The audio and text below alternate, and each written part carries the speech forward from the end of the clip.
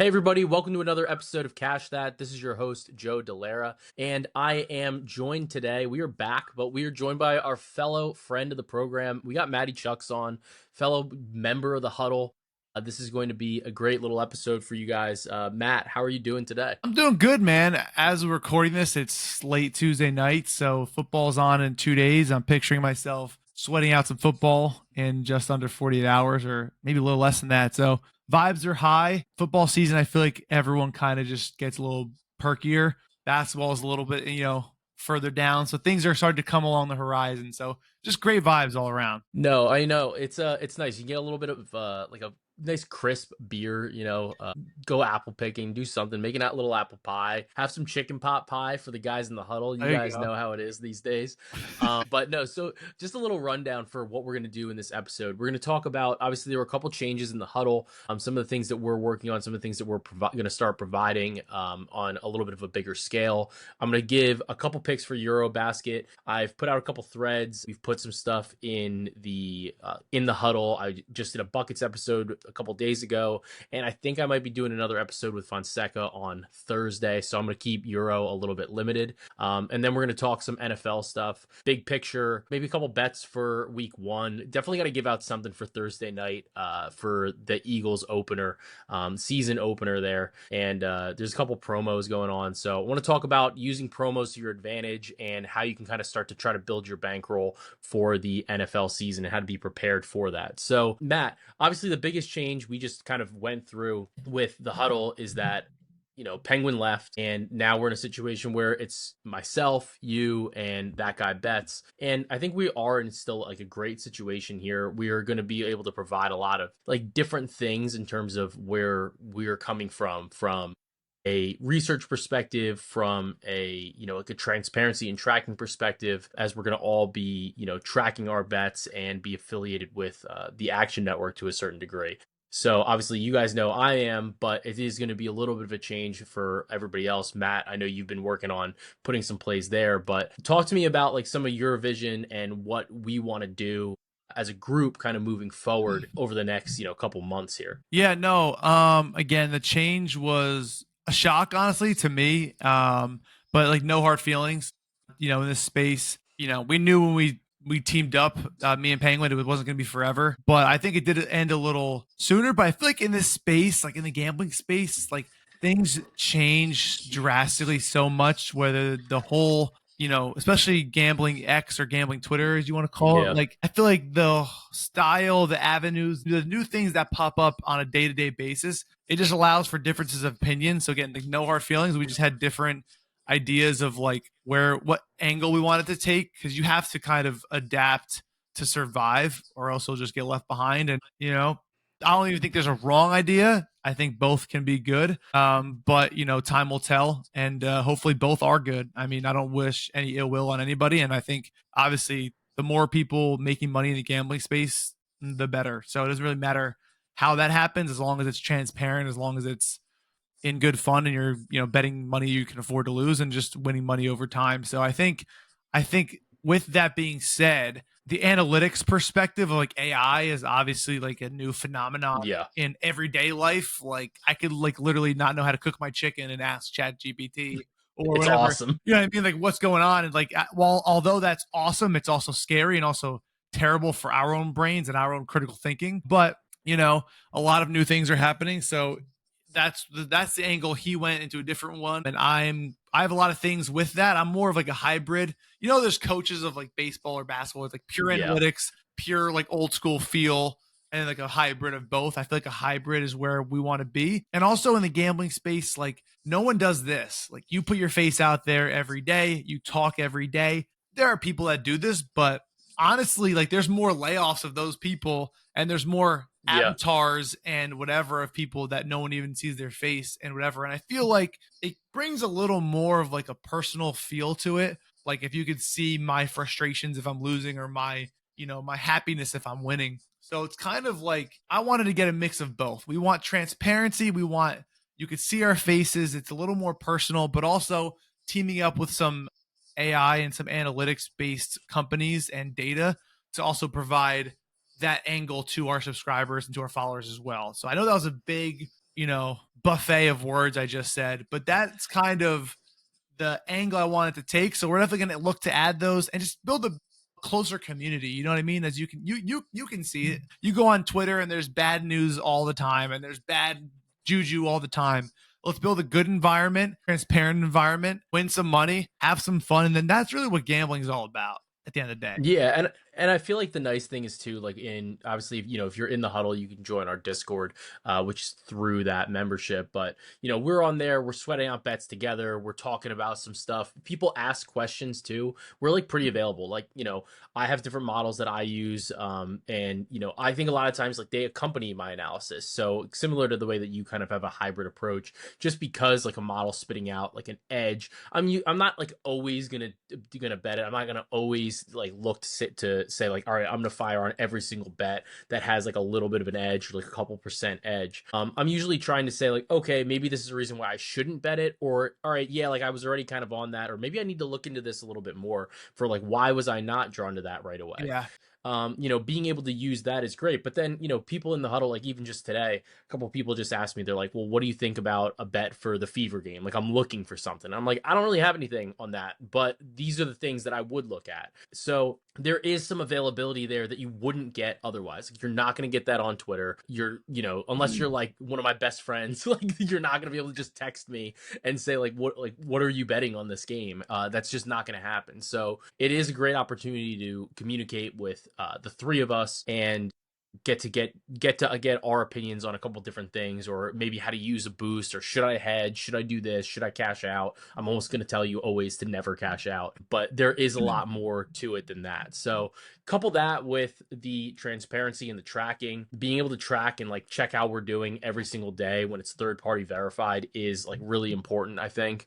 So you can always look and see how we're doing recently on particular plays or in a particular leave. You can always come and check that out, which I think is really important and great to be able to have at your fingertips, where it's not just like a spreadsheet of things that like anybody could kind of go and edit or do Yeah. whatever with. When it's third party, it's definitely a lot stronger and more reliable. But we do have a couple more contests that I know you've been working on a little bit, Matt, for people that are specifically in the huddle. I don't know if you want to tease any of that, because I do know you've got some streams coming up that are probably going to be pretty fun. Yeah, again, it's all about bringing the community back, and like there's survivor pools that you can win a lot of money on, but the ones that you like are the ones that you are with people or you see, or it's friendly competition, a little bit of bragging rights, money won. That's what it's all about. Like I always say this, like, and again, my viewpoint can be different than yours, but I'd rather win $500 and sweat it out and cash it with my friends and other people that I know are doing it with me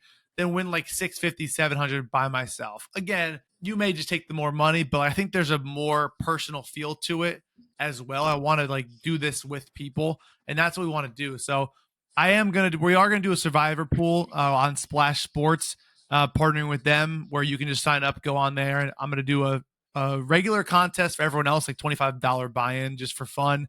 But the Huddle, as part of the membership, you're also gonna get a free entry into our Huddle exclusive survivor pool, which is going to have a nice cash prize and a bunch of free months. So it should be a lot of fun. It's a ton of bragging rights in there as well, because it's a secluded group. You could, you talk your chalk, you know who's left. It should be a lot of fun. And then the stream I have on Thursday, which behind me over here, you'll see like it's a little below me, but tons of baseball cards, tons of football cards. Let's just rip packs on during commercials. Let's sweat out bets. I might do first drive punt, this player to catch a pass. Football's back on. Like, you don't have to bet $100 on it. $5, $10 here and there. Have a good time. Talk to me. I talk to you.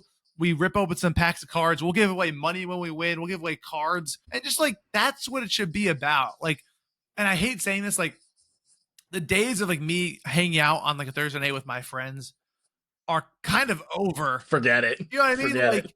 as you get married, as you start to have children down the road, like it's tougher. So like the only thing about technology is, hell, you could be in your own living room. You can go take a dump if you want to and still be talking, come right back, hang out with your wife, hang out with your kids. Or if you're just by yourself anyway, you don't usually do it with other people, you can feel like you're a part of something because you are a part of something as well. And I feel like we're losing some of that with how many different accounts and faceless accounts and just overall, like I guess, accessibility of gambling on anything. It used to be like you'd watch Sunday games and you can only do that with your boys or have side bets or do whatever. Like now I could bet on live tennis at 4 a.m. if I wanted to. You know what I mean? Like there's just so much like that we could do There's where always something. I want to bring this Yeah. back. Like you look forward to this every week. This is what we're doing on Thursday nights or whatever nights, and that's what I think it's missing as far as gambling Twitter is concerned. Yeah, I think that that's a great point that you're making, especially in terms of what, like the availability, the accessibility of every sport at every point in time.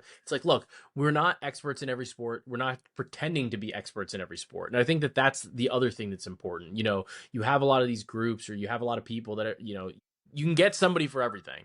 But at the end of the day, there's only so many people that are going to necessarily be good at that. And even then, if you're betting on like a super niche sport, the lines just aren't even going to exist. They're basically going to be, you're going to be able to bet it once and that's it. And it's probably going to be bet by the person who's giving out the bet. Like even EuroBasket stuff, there's only so much that I can get down on some of these more recreational books. There are other outs, but you can give out some of these plays and we can get them to you and they still are viable. And I think that that's important. So it's being able to put out a product that we can, stand behind and being able to put that forward on a daily basis where, you can trust the analysis, trust the people behind it. And, you can connect with us on a different level where, you can talk to us or ask us whatever you want question wise about the sport, and we can do our best to answer. So in an age of faceless and avatar accounts, we got 3 faces in the huddle, 3 voices, and especially Matt and I are always on shows, podcasts, whatever. So it's not just even our face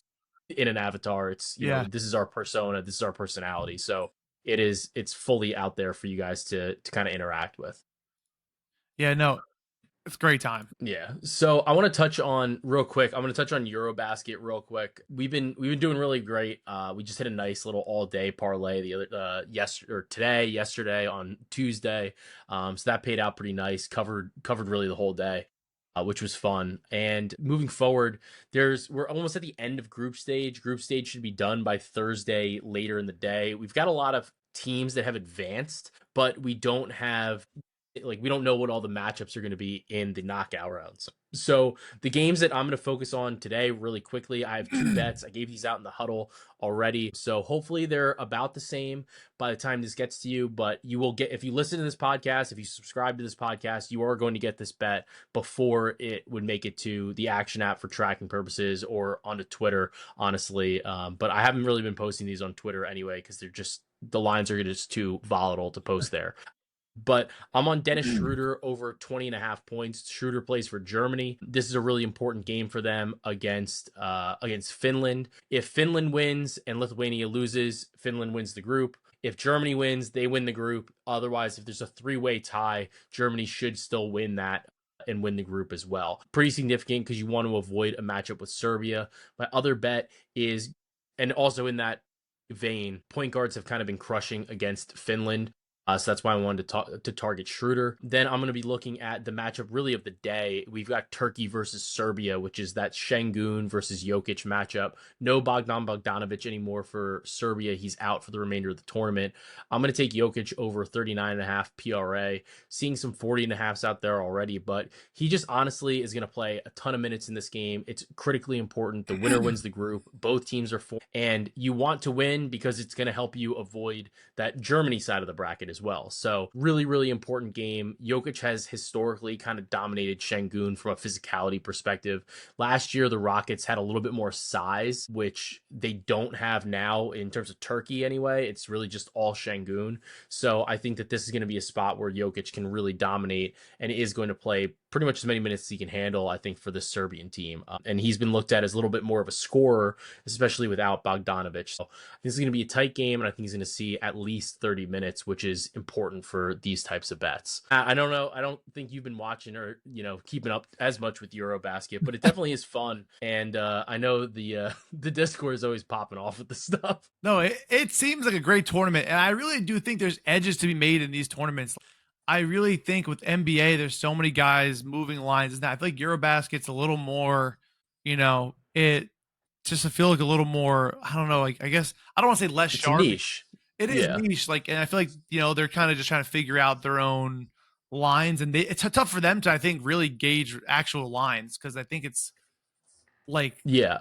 Well, there's not a lot of data. dude, I mean, they like fucking mix up names. Like that still happens where, I bet something the other day. I couldn't even give it out because they mixed up Jokic and Jovic's prop. So like by the time I like uncorked on it, that like they just pulled the whole market, like Yeah. whatever. But like there's some like that where there's nothing you can do about it. But they make mistakes because they don't even know who all the players really are or like how the lines are supposed to be. The news isn't as readily available.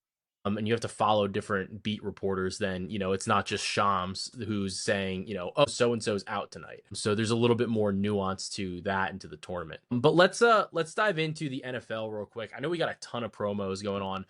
Before we get started into the season itself, I wanted to ask you, DraftKings always has promos, FanDuel always has promos, MGM, like every book really has like an NFL promo of some way, in some way, shape, or form. Do you have a strategy like at all? Like, are you betting all of them? How do you try to maximize what you're doing? Or is it really just, if I was going to do something, then I'll look and see if there is a boost or not? Or are you like trying to extract as many boosts as possible? I try to extract as many boosts as possible because we get these once a year. I mean, like at the end of the day, like we know these companies get bigger budgets for football and they know they're gonna get their volume from football. So they're gonna try to entice you in. And now, the goal of that is to obviously find out which ones are good and which ones are just fluff. Like there's definitely some name brand recognition promos that they'll throw out there that you should probably stay away from. But for the most part, a lot of them just want you to get deposited. You see the bet win, and then try to, get to enjoy yourself, being on their app or their sites. There are a ton. I usually like go through all of them, especially for new users. Like there's always the best new user promos right now. And that's usually where like I like to live, but I know FanDuel and DraftKings usually have such good boosts. Obviously, there's a max wager on them, but they usually have terrific boosts for at least the Thursday games, Sunday games. Like I know DraftKings has like the happy hour boosts are awesome. Yeah, I think so many, and I think that's like going to be a huge thing now. It's like there's so many boosts they could do, and they want to get you like on their site. So FanDuel did like a futures thing like all day, like the other day. So it's like that's what they're trying to do. I know FanDuel right now is new customers bet 5 get $300 in bonus bets if you win. And like those are never there. Usually it's like you get $50 or you get like a refer a friend $50. You and that guy get $50. Yeah. Like, if you're gonna do something, do it now. That's all I gotta say. Yeah. I think that's a good way to look at it too. You're saying, there's a lot of these opportunities to build up your bankroll, and people are like, do you think they're traps? Are they not traps? Honestly, I don't really even think that they're traps. I think that what it is at the end of the day is they want to help people kind of build up their bankroll off the bat because most people are going to lose their fucking shirt anyway. Yes. They could help you. Like if you bet, I don't know, let's say you deposit like a couple $100. Like let's say you deposit like $300 into one of these accounts. You use all the boosts. You make out like a bandit week 1. You're up to like $600. Most people are just gonna bet something stupid with that money, and like they're gonna lose it. Yeah. But like if you have people helping you out with like what you should bet, what you shouldn't bet, and kind of understanding that these aren't always good. I think that that's a little bit of a way that you can kind of maintain that bankroll that you've built up out of really nothing. And I think you're right. Like it's a good way for new users to get a little bit more money. So I think, I think my wife might need to suddenly have a FanDuel account. I don't know. Like I'm surprised she hasn't had one already. I mean, that's back in the day, I used to grub on those where I used to just do it. Well, actually, I don't know if I should be saying this out loud, but we'll see. But MGM, they're like, I guess the way they like source your info or like save your info was different state by state. Like, yeah, it is. I got the new user promo for MGM, like obviously 2 years prior to when at this current moment, it was like 2000, maybe 2021, maybe 2019. I don't even know. And my best friend got married in Virginia, and there was like a bet, like if you bet $500, like you get $500 in bonus bets, or like bet $100, get $500 in bonus bets, something ridiculous. And yeah, I was like, let me just see if I should do it, because I was going to deposit in Virginia anyway because I had to be able to bet there.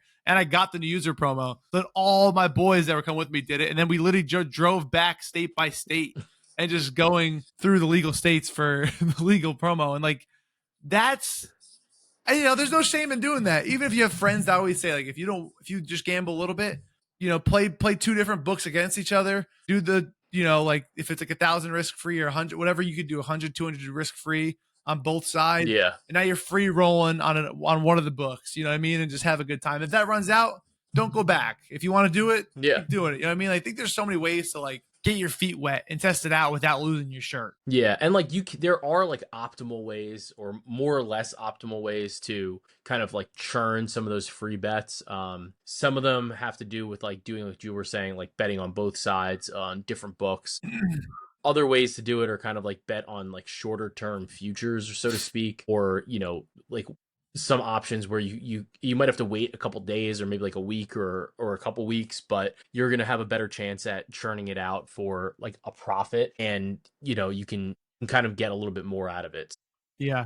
Well, it's always another thing to kind of keep in mind and consider, just in terms of how you're balancing your accounts and how you're going to move forward with them. But let's talk about for the NFL this year. Obviously, the Thursday night game is the opening day of the NFL season. We got the Eagles versus the Cowboys. Million promos. I think the one that caught my eye was it's like the first or last touchdown score one, and it's like you get your money back if they score I think at any point in time or something like that. But I think that if I was reading it correctly, I think this might have been one of the ones that you could bet like multiple options, like you pick somebody for first and somebody for last. I know that is always something now, like with some of these promos that has been interesting. So it's like if you do that, you actually get like kind of two cracks at the apple. Granted, you also have like a way less likely chance of cashing the bet because you're betting first and last. But like I feel like when you're betting on these ones, like the minimum bet here I think is only like it might not even be $5. It's $5, I think.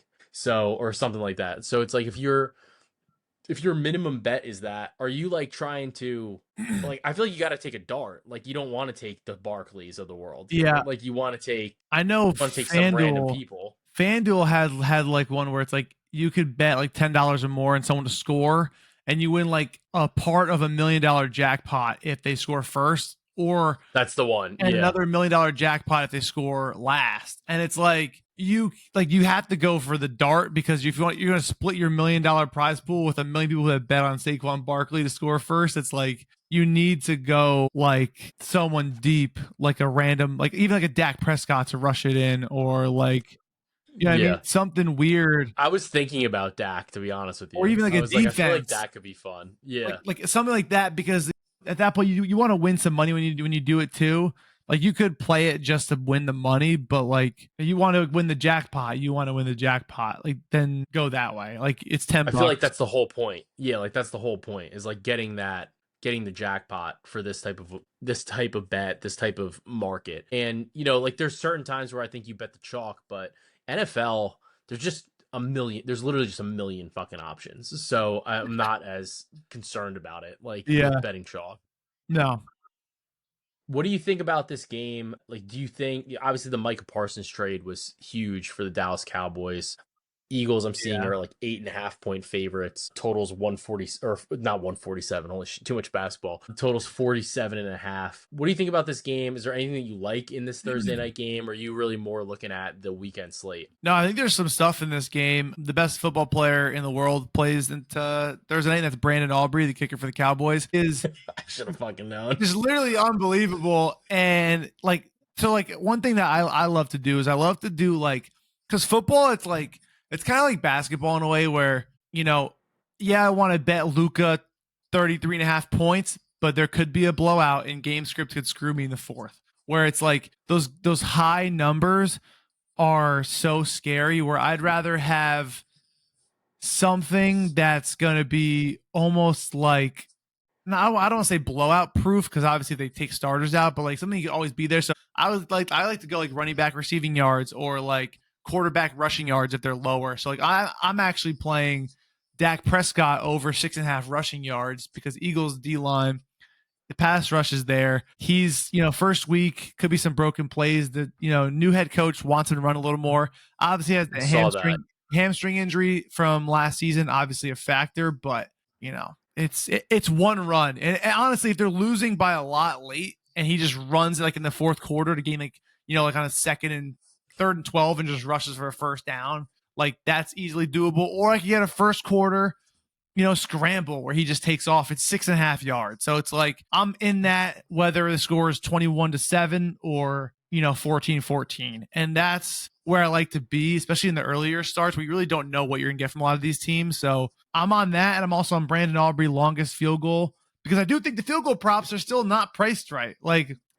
So Jake Elliott, I could even pull it up real quick right here. Jake Elliott last year on 50 plus yarders was, if you had to guess, he took 7 of them last year. If you had to guess, what do you think a good field goal kicker would be on 50 plus A yards? good one is probably like 3 for 7 or like 4 for 7. He was 1 for 7. Okay. Yeah. So I mean, I just know it's like not. he was 1 for 7. Brandon Aubrey was 14 of 17, which means Yeah, that's insane. he took 10 more, and like he took less later on. Not really every game, but because they couldn't even get down the field with Cooper Rush. So it was like now Dak's there. They're going to move the ball a lot more. And then like they trust him from 65. So it's like he can hit a 65 yarder, which is his long. Jake Elliott's was 50 yarders. It was 50 yards was his long. So the one he made was only 50 yards. Was 1 for 7 on the season. Brandon Aubrey's juiced over 1.5 field goals minus 155. Jake Elliott minus 1.5 field goals minus 110. So they gave me plus 110 for Cowboys' longest field goal when like every data point proves that Brandon Aubrey is probably going to kick one further and the higher percentage that he's going to make one because he projected to take more and averages from further out. But the problem is these books just auto price. If it's a favorite, they're going to be favored to kick the longer one because if the other team's not kicking field goals anymore, then there's obviously like you're playing against less time. There's more of a probably opportunity to pad your lead with the longer field goal than them taking a 50 yarder. So like that's why it was priced that way. But there are outlier matchups like this where as long as they're not down 21-3, but also that 3, Even then, could have been a 50 yarder, and Jake Elliott doesn't even have a field goal at that point. And the Eagles, we know if it's 4th and 1 at the 40. They're probably going for it. Like, yeah. Whereas 4th and 1 for the Cowboys, they may kick that thing. You know what I mean? So yeah, there's a lot of factors. It's moved now. The Huddle got it at plus 110. It's minus 130 now, but like I still would probably even take it there. Like I just think that the price is so wrong. And the volume, there's probably still a little bit of value. They don't care if they lose 30 grand on that market because they're gonna make 15 million on the game. Yeah, like I mean, at the end of the day, that's the thing. Like these sports books, they are, at least the rec ones, they're leaving up lines because like they would rather be the book where you go and literally bet fucking anything. Yeah, and like they're gonna leave up some bad lines. Like that's just the way it is. And it's just about having the ability to get down on those lines. So I think that's kind of what the most important thing is here when we're looking at, especially like the NFL and NBA season. Like they always start to open up some more books. Like some books even last year, we were opening up like offensive rebounds and versus defensive rebounds. So, like those or like field goal attempts, free throws made, like you're starting to see like more and more and more and more markets open up. And that also means that like we have to continue to kind of evolve and like find new edges. And that's why you kind of pay us to kind of try to do that for you. And try to bet that into oblivion while we can. One of the edges that I think has kind of dried up a little bit though is on conventional books anyway. One of the things that's kind of dead now is long teasers are basically dead. So like for people that like to bet sides, a lot of people like to tease 2 teams.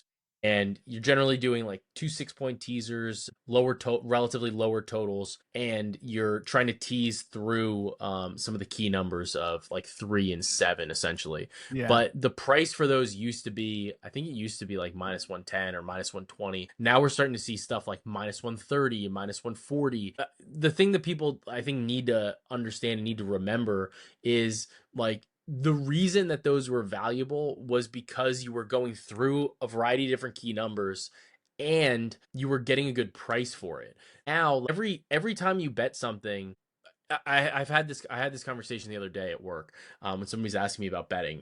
You probably run into this too, like when you talk to some of your friends that aren't as like into like tuned with the betting space. Yeah. But like they'll be like, oh, like this team is gonna win, and I'll be like, okay, well, like let's say it's this, let's say it's the let's say it's just like any game, right? And this team's gonna win 75% of the time, right? And I'm like, okay, well, that's fine. Like, how much, like, what would you wanna, like, what would you bet? Like, you bet that Yeah. every time, right? And they're like, yeah, every time. And I'm like, okay, well, you can't though, like, because if you like, if you want it, like, if you think that they're gonna win 75% of the time, that's fine, but what do you think the line is? And they'll be like, oh, well, like it's minus like 500. And I'm like, okay, well, minus 500 implies 83% of the time. So like people don't like think that they'll build these crazy money line parlays and they'll be like, oh, like this team's gonna win, this team's gonna win, like there's no way they lose. And I'm like, the odds signify something and they signify this probability. So like Yeah. even when you're doing it in your head, it's like if you think this team is going to win X percentage of the time, run it. Like you can just Google like implied probability calculator and be like, I think this happens 80% of the time. Go find out what the odds are for that and Yeah. make sure that you're like in line with where you need to be. And that happens really with like any bet that you have. Yeah. Well, one thing I noticed with a lot of these guys, honestly, friends of mine and just random guys I see, like if I go on a double date with my wife and her friend and like there's a new boyfriend or something, like it's always just like, and as soon as I don't even go into detail what my job is because I'm just like, I I know this guy gambles, you know what I mean? And I know Yeah. it's, and I'm just like, I always just say like, my go-to is like when they talk about, I always talk about how much money they win and this and that. I'm just like, at the end You of the day, definitely don't. you don't. After it, like if they get disrespectful or they just start talking out their ass, I literally just go, how much did you pay in taxes this year? And like, what are you talking about? And I'm like, There you there go. you go.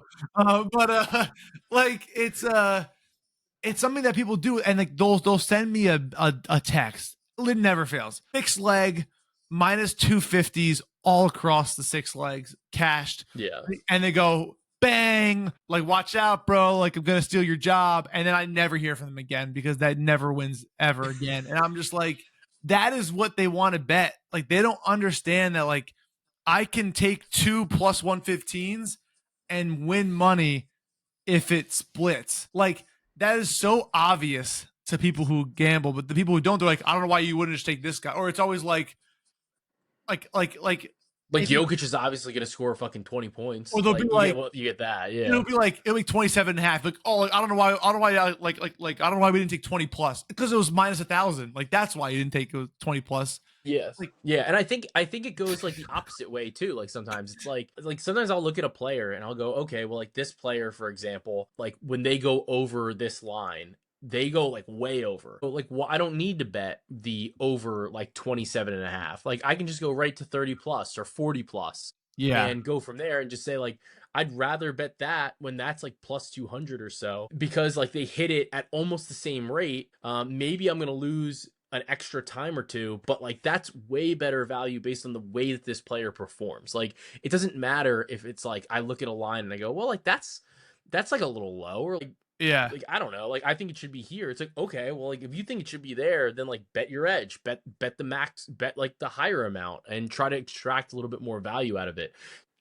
Like I think that one of my favorite things about like my profile and like I think you do it too because you bet like a decent amount of plus money things is like I don't really give a shit like what my wins and losses are. Like that doesn't no, really matter. The only thing that matters is like what are you winning? Like yeah. that's what matters. Like are Are you you winning? winning money? Are you winning, son? So but let's move into the weekend slate and then we'll if you got a bet or two that you like and then I want to talk some big picture things for the season, some players that you're maybe looking out for or like that you're excited to watch this season, from whether it's a betting perspective or from like a title or awards perspective. Obviously I know like you probably got a kicker prop for every game. Like I do. so Yeah, so I but probably do. what do we like on the weekend? What game are you most excited for? We've obviously got a ton of great games, and I'm gonna be glued to the TV regardless. Yeah, I have to say I'm a fan of the Friday game. I'm a fan of the Thursday, Friday, True, I Sunday. forgot about the Friday. Like, Yeah,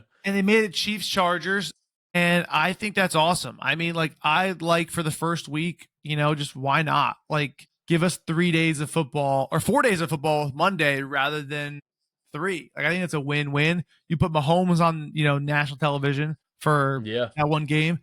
I actually played Isaiah Pacheco, Rutgers legend.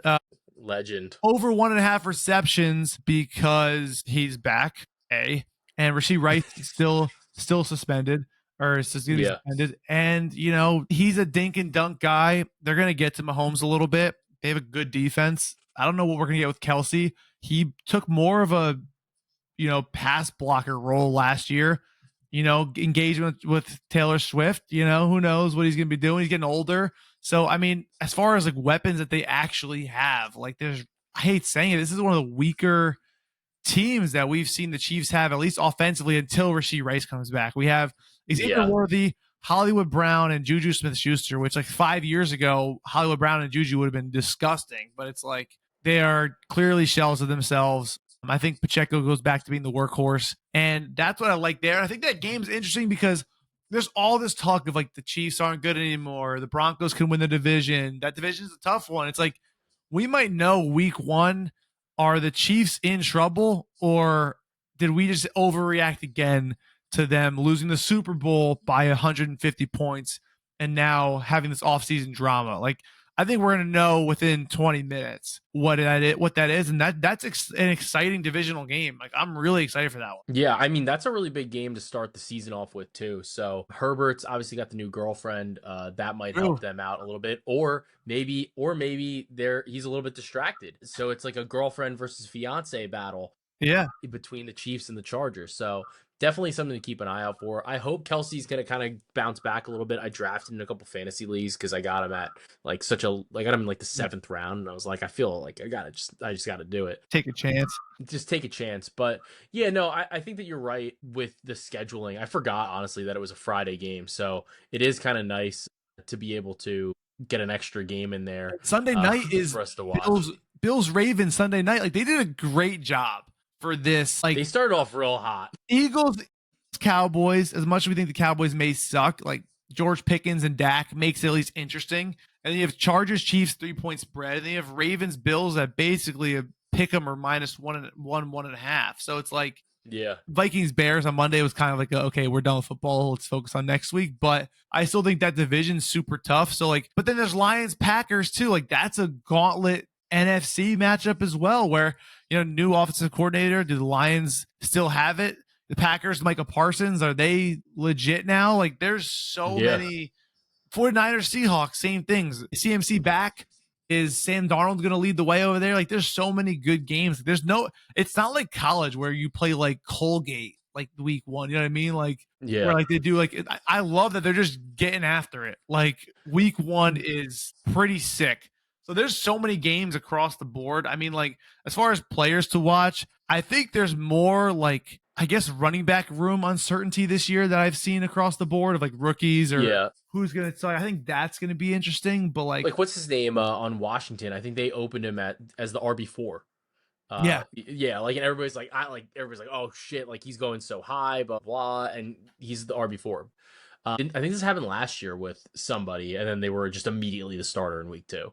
Yeah, and there's like who's out? Joe Mixon's out, so it's like Nick Chubb and then Damian Pierce. Everyone's like, oh, Damian Pierce is gonna win like MVP, and it's like, okay, like let's relax. Like, also, he could go out and be disgusting. So it's cool when you have like these like ideas of narratives and there's a lot of like narratives of like who can be good. And I think this is like, there really is just a lot of good rookie running backs that have been coming out of the league. It's this, used to be like the Adrian Petersons every year. Now it's more of like a rookie running back, and there's like a top 5 running backs that stay. But like every year, I feel like we have 3 to 4 rookie running backs that are just there to like explode. It's like, it's like a rookie in the NBA who like has no good team, and they're just, okay, you're gonna see what you're gonna get with this guy, like an Ace Bailey for like Utah. Like, and there's a bunch of those. Yeah, and just totally just rock from there. And I think this actually leads me to a fantasy question. Like, I've tried to limit my leagues now that I've bet a little bit more. Yeah. Because I don't get the same. So I wind up being in leagues more for like the camaraderie. Obviously, it's great if you win. I did win a couple leagues last year, so like sick brag by me. Subtle flex. But from like a strategy perspective, do you think, because like I've kind of changed my opinion of this lately. Do you think it's worth holding a handcuff in like a slightly uncertain running back room? Yeah. So like I have Christian McCaffrey in one league, and I basically am like, fuck it, I'm just not going to handcuff him because I just like don't think that I'd have to hold like 5 people Yeah. I think that there's like a certain amount of declining value in holding direct backups when like you can only have one winner of the league. Like it's not like one of those situations where you're like trying to be in the top like 5 and Yeah. it's like as long as I'm in the top 5, I'm doing great. Like there's probably 12 teams. Like you basically if you're not first, you're fucking last. Like that's the way it kind of works. I Like what do you think about it? I have an interest. I don't like handcuffing. Like, oh, well, if he gets hurt, I'm gonna go here. Like, I think that's a losing strategy unless your team is just absolutely stacked. Like, obviously, it's a case by Yeah. case basis. But I'm actually a fan of like. So this actually happened in one of my friends' drafts where he drafted like Jaden Blue and Javonte Williams for the Cowboys. He Okay. was like, I don't know who's going to win this running back room, but I'll know by week 2 or 3. And I think if you get him like last pick or second to last pick, like that's fine. Like, cause like you're going to toss one by end of week 2, week 3 anyway, where you'll know who the starter is. And like, they're probably not going to start for you anyway, or maybe they'll sneak into your flex, but you have to make those decisions by like week 3. Like if you get CMC's handcuffing like Brian Robinson, like my thing is like you're gonna probably be forced to drop him by week 3 anyway. So it's Yeah. like, you're gonna know by then. So I like allow it if like you really don't know what the wide receiver room or running back room is gonna look like, and you're kind of like, and there are a few where like you can get all these guys late because like they don't have a good rushing offense, or they're gonna score No. like a not a lot of points, where I think could be interesting where you really don't know. So it's like, I'm not a fan of handcuffing. I'm definitely a fan of stacking, Yeah. like a quarterback and a wide receiver. And I'm also a fan of, this is just me being kind of a psychopath, where I'm a fan of like, I will start a wide receiver on my team if I'm playing that quarterback. Like Oh yeah, I do that too. if Yeah. it's somewhat close in like projected points, or I like them better, like if it's within 3 points, I'm like, you know what? Like I want this guy to just watch this game and just pray he does not throw a touchdown pass to this guy. Yeah. Like it That is sucks then. Yeah. that is my favorite move. And then my other favorite draft move is whenever the guy before you pick somebody, just go, oh my God, I'm so happy you drafted that guy. Because it just gets in their head so early. And So you have to be in that guy's head the whole draft. wait, me and so in one of our leagues, like so this will go back to the odds cast people, but Terry Takes is in this draft, and Yeah. Terry and I were drafting at the 11-12 turn. So I was 12, he was 11, and every time for like the entire round, like we would just go, "Fuck, I was gonna take that guy," or it's like, oh, "Thank God you took that guy. I know who I'm taking."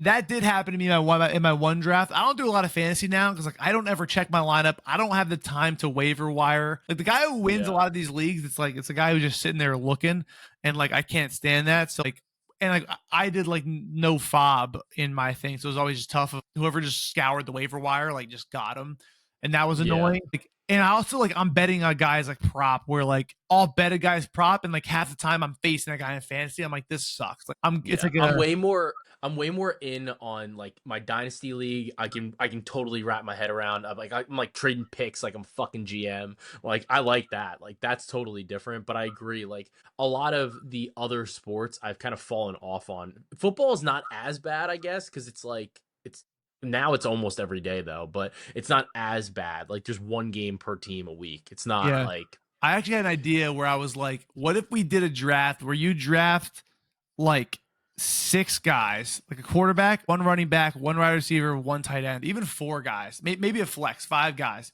and you keep those 5 guys for the season.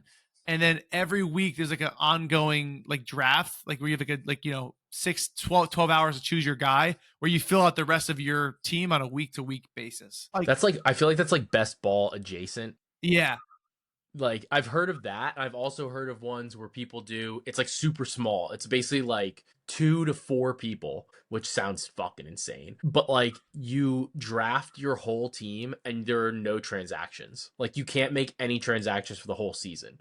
So that's you have to wild. have like it's crazy, but like your rosters are lengthy and Yeah. like you always are going to have enough people to like cover. But like if your team just gets decimated with injuries, you're beat. But also like you might have to take a couple swings on like random rookies and just hope that they're good. So like that's also kind of a fun concept, I think, too. You want to know what leagues suck? The leagues that have like, you ever see some guy show you like his screenshot of like his like current game going on, and the score is like 475 to like 430. When Yeah.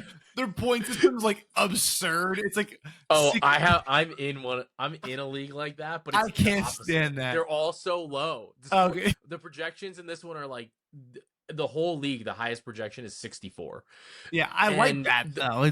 no, but the problem is the fucking kickers and the defense. You would actually love this league. The Yeah, kickers are super valuable. they're Defenses always are super valuable. valuable. And then in the playoffs I won this league last year. It was fucking crazy. But in the playoffs, there's no transactions. Like so like going into the playoffs, I was carrying 2 kickers and 3 defenses. That's awesome.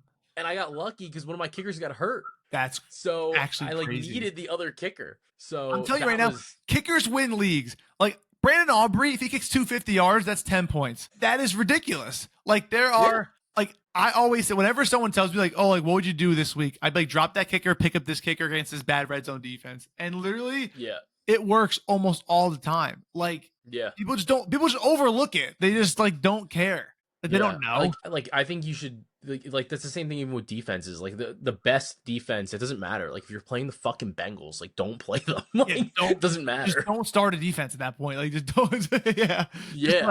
Like don't do it. I hate when like you ever have this happen when like you'll be up 4 points and the other guy has their defense and it's like a Monday night game and he'll just take them out.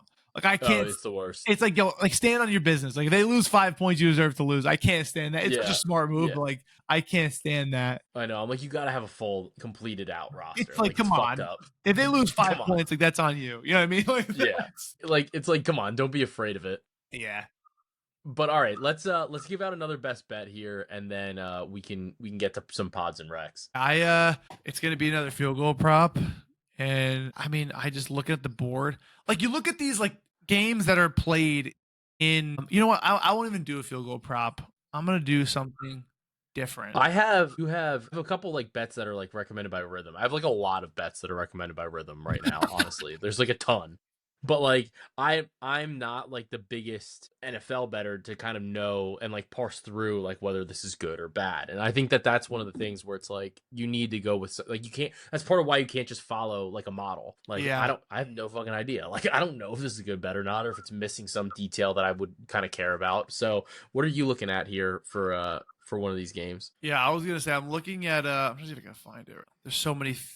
I'm on OddsJam right now. There's so many like categories that I can't even find literally rushing yards. I will say that my number one rated spread is the fucking Cowboys plus 8.5, the Browns plus 5.5. Or no, that's on. Yeah, that would be a 7. The Browns plus 5.5 and the Vikings minus 1.5. Those are the ones that are popping for me this week through my Rhythm model. The best thing to do also for these things, like all these books have no clue where they're pricing certain props for the first day. Like you could get some CLV. Like Drake May is 29.5 everywhere for rushing yards. MGM 25.5 minus 118. Like it's just like that's like a full rush. Honestly. That's 5 yards. It could be more than a 4, and like you could get those almost everywhere. Tyrone Tracy Jr. 58.5 on Caesars, 53.5 on MGM. Like that's again like 5 yards. I'm trying to find who I had here. Those are ways too, like if you're trying to convert some things where there is like a little bit of a middle opportunity too. Yeah, I think there used to be a lot of middle opportunities like down, like back in the day. Like you'd be able to get like 9 yards of like a middle, which was ginormous. But I'm looking right now. Where is this? I had it. I can't find it. So I literally might have to I think they took the line down. It was for Thursday. It was for a receiver to have a reception, but I think they literally took the line down. So I'm not even going to just like that. One catch. Yeah. I don't want to say the name because I want to get it when it comes back. But no, you gotta be able to get that one. Well, you guys will get it in the huddle. Yeah, so it's still going. We are gonna leave a promo code in the bottom here. So I'm gonna leave in the bio. So number one, if you're watching this on YouTube, be sure to like, rate, subscribe to this show. It's great. I'm usually putting out at least one show a week, mostly NBA, but we do dabble obviously into some other sports. But I am going to put down below a free trial for the Huddle, so you can get our picks for free for about a week, and then we'll have a deal for that. We'll have some other deals and sales moving forward for the season, and then the Action Network app. which is where you're going to find our tracking and all of that information as well. So I'm going to leave those 2 links in the bio, and we'll probably have some more promo codes moving forward too. Once we get closer to NBA season, I'll have some more affiliate deals with some different betting tools that we're going to have available for you. Yeah. So yeah, so we'll give that out in the Discord. That sounds good to me. There's a kicker prop that I like real quick. It's I don't even say his first name. Fairbairn on the Texans kicker. He's Yeah. unbelievable. And like a lot of these things, you can get 6.5 kicking points. That's either 4 extra points and a field goal, or 2 field goals, 1 extra point. So like a lot of times, if I like their over 1.5 field goals, I like to go 6.5 kicking points if it's not too much juice, because there's a second layer of a bailout. Even though 4 touchdowns is a lot, but like with some of these high-powered offenses, it is possible. And there's odds are they could, they're not going to score just 6 points. Like they're going to give me that extra point probably. So I do like to go there.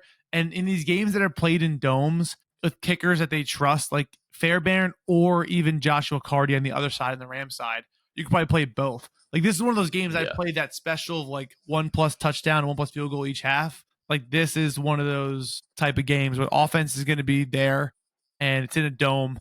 Like weather plays such a big factor in these kicker props as well. Like I feel like sometimes those are not really priced in either because they don't know what to do. Yeah.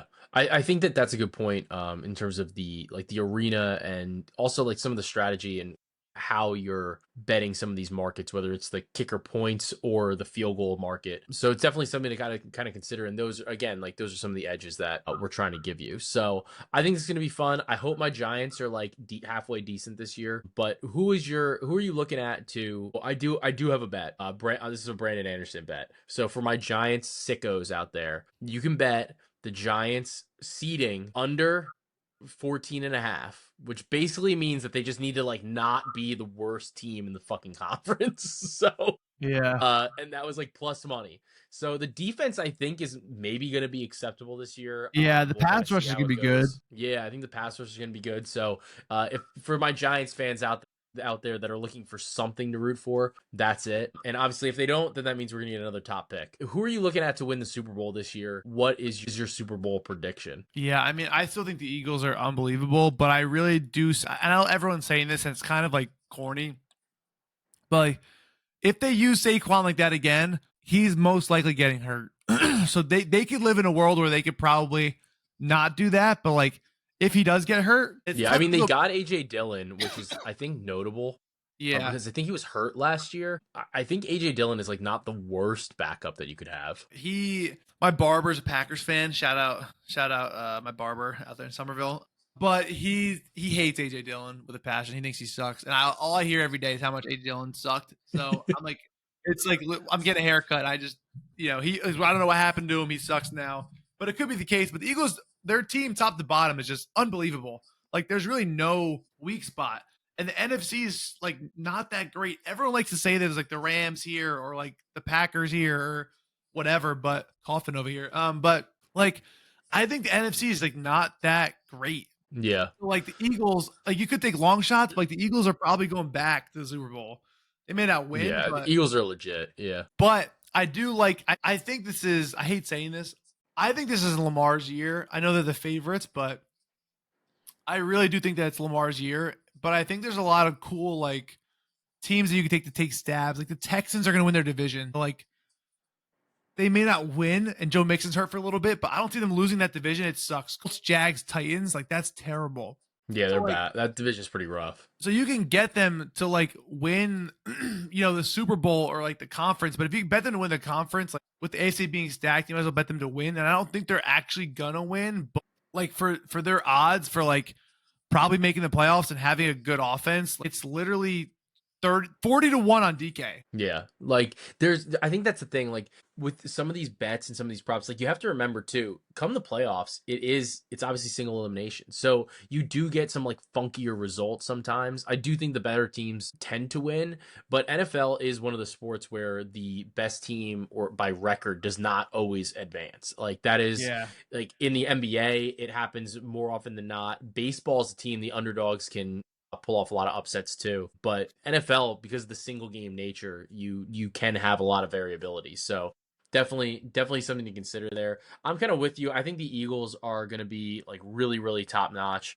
I was interested in the Patriots to a degree this year, though. I think the Patriots are going to be pretty good. I don't know if they can win the division, especially when you got the Bills there, but I do think that Drake May is going to be pretty legit. Got him in my dynasty squad. Not somebody that I'm super keen to move, but definitely somebody that I'm keeping an eye on, see whether or not we need to start him or not. So I am pretty interested in the Patriots. I do have a hot take, which I'm gonna get a lot of hate for probably, but I think Jaden Daniels has a bad year. I think So what? Yeah, go. so Jane Daniels is my dynasty quarterback. I have Jane Daniels, Drake May, and Jordan Love. Those are my three quarterbacks, which is a great quarterback room, honestly. Yeah, But I have similar concerns about Jaden Daniels. I'm like, is he going to be able to replicate what happened last year? Like, because I mean, last year almost seemed like he was catching lightning in a bottle. yeah, And we've seen this before where quarterbacks show up year one, they're unbelievable, and then they just like fizzle. yeah. Like So CJ Stroud was exactly that, and like I think Peyton Manning talked about it like Fanatics Fest, where he was like, "You come in, there's no film, then there's film, and then year 3 you react to that film that stopped you." Like that's like the process that like you have to kind of figure out. So like that's I think CJ Stroud will get a little better. I think Jane Daniels though, like, but maybe Jane Daniels has a decent good year, but I don't think the Commanders do because like my opinion, they got so lucky last year. They beat the Giants 21-18 in week 2 when I think we missed 3 extra points. Where yeah, no, that was what it was. The Giants lost to a team. They were the only team ever to score 3 touchdowns and lose to a team that didn't score a touchdown. yeah, and Like they won that game. They beat the Bengals by 5. They beat the Cardinals and they beat the Browns, the a lot Panthers. of one possession games. Yeah, But like look at who they beat here, okay? The Giants, the Bengals, who sucked in the beginning of the year and also weren't that good overall. they couldn't stop anybody. The Cardinals, who sucked, the Browns, who sucked, the Panthers, who sucked, the Bears, who were disappointing, the Giants again, the Titans, who sucked, the Saints, who sucked. They did beat the Eagles when Jalen Hurts got hurt that game, but I'll give it to them. And then they beat the Falcons in OT and the Cowboys with Cooper Rush. That is not a good. I named maybe 1 or 2 good teams there. They lost to the Bucks, lost to the Ravens, lost to the Steelers, lost to the Eagles, and lost to the Cowboys. Like the good teams they faced, they lost to. They had a very easy schedule last year. And I'm not saying he's a bad quarterback. I'm not saying he's going to fall off a cliff. Like they really, and then they obviously had a magical playoff run where they beat the Bucks and the Lions. But like that was where I feel like that's tough to replicate. Like that was kind of just like, Yeah. And I mean, honestly, too, like the Bucks were like fine, right? And then the Lions are a team that like they like to take a lot of chances. It was in a dome. Like there were a lot of things like kind of going in a way that he could, find success. So I do have like some concerns about him and the Commanders this year, just to kind of see like where they're at, what the situation is, if they're going to be able to improve or not. And you do see a lot of turnover in the NFL where you have to then play like the harder schedule. So like they had, I think, a little bit of an easier schedule last season, and now they're going to have probably a little bit of a harder schedule this year. So definitely something to kind of keep an eye on. I think, we might see, I think I bet it last year. I would bet on an all birds Super Bowl with the Ravens and the Eagles, and the Ravens just fucking let us down there. But we need to talk about how dominant that Eagles run was because they beat the Packers by 12, smoked everybody. beat the Rams, which was the closest game, by 6. Then they beat the Commanders by 30 NFC Championship game, and then they beat the Chiefs, which felt like could have been 80, and they won by 18 late. But like I was talking to one of my Eagles fan friends, and they're like, I feel like we didn't win the Super Bowl because like there was no like memorable drive. Game. Like we have like the David Tyree catch or like the Eli Manning drive. Yeah. Like the Manningham like, catch he was too. like, Yeah. I wanted that. He was like, it didn't need to be like a catch, but like it could be one drive that like was like a dagger in the fourth quarter. You know what I mean? Like, but they were up from the start where it almost felt like it didn't even count. I felt like it was like a scrimmage. Yeah, no, because I mean, like the game just immediately felt out of reach in a lot of those games where it's just like, all right, yeah, like they just fucking dominated. Like that was what it was. So my wife's an Eagles fan. I will probably be betting on the Eagles at some point this year so that I have money and can have a vested interest in them as well, because the Giants won't be there. But that's just the way we do things. We hedge on our happiness a little bit with our bets sometimes. So that's Absolutely. another way. It's also a good thing to do for account health. Throw a bet on your local team. Always good for the account health. So Matt, you've obviously been on this show before. We do pods and recs at the end of the episode. I have to recommend chicken pot pie right now. Like chicken pot pie is hot. We have been talking about a variety of different recipes. Obviously, homemade is the best. I had it as drunk food the other day, and it was fucking incredible. Like that is probably like a peak drunk food. I woke up in the morning, I was like, I'm not even hungover. Like I feel fantastic. So I'm gonna recommend chicken pot pie, and also for the moms and dads out there, there's Miss Rachel season 2 is out on Netflix. So I don't know if I was more excited or my son was more excited, but I put that shit on today and glued to the TV. So it gave me a little bit of an opportunity to prep the show and give out some more EuroBasket bets as well while we were both entertained. So recommending that and chicken pot pie. Matt, what do we got for the people? I love that. I would say being shingles free, but I'm gonna give a real one. Chicken pot pie, that Marie Calendar. Is it Calendar? Calendar? I don't I even know how think you it's say it. calendars. I don't think it's that fancy. Yeah, I think we tried to make ourselves feel better by eating it, thinking it's a little more fancy. One of my good friends in high school, we'd go over his house and like just play basketball in his backyard and like play video games, like when we were like 14. And his dad had a freezer. Parents The freshman whole divorced. thing. Whole freezer. There's 10 of them. Like I owe this guy probably $2,000 worth of those chicken pot pies over the course of like a year. Where that was That's like a my hilarious. favorite pass. I just devour 2 of them. You know what I mean? You're like 15 years old, but you're on a great one there. My recommendation is do you ever shop at Trader Joe's or no? I love Trader Joe's. Trader I have so Joe's, many recommendations they have actually based on Carolina that. Gold barbecue sauce that I is fuck with that. It's great. It's unbelievable. it's so good. I don't even understand what Carolina Gold is. Is it No mustard idea. too?